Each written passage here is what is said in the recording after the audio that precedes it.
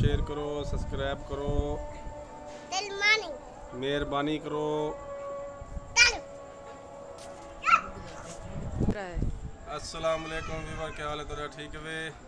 اج جمعۃ المبارک ہے تو اساں کام تے کونا گیا سے اج تے موسم بڑا زبردست ہے کہ اساں کے اپنے ویوراں کو دکھاؤں تے موسم تو دکھیندے ہیں. اس بعد جڑا اج جڑا ہوا شوا چل پئی ہے. شکر اللہ دا کہ اج موسم صحیح تھی کہ اج کام تے کونا گیا سے. اقبال اپنے گھر گیا ودے زید بھائی اپنے گھر رہی.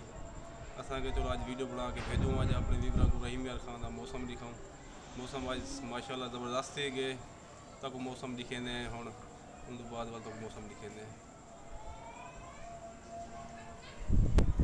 ماشاءاللہ. یہ موسم ہے اج بدل شدل بنے ودے ہوا شوا چلدی پئی ہے.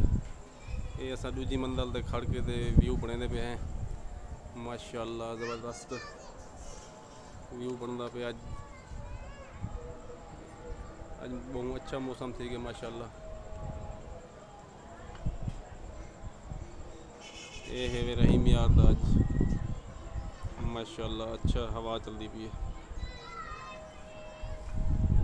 باقی تک دکھیندے ہیں.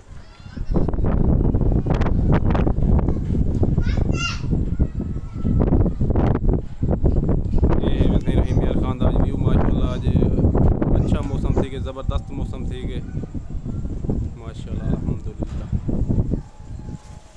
ایسے تک اساں ویو لکھیا سے اپنے شہر دا اج ماشاءاللہ اچھا ویو ہے تے یہ تساں کتے وے اج ہوا شوا چلدی پئی ہے.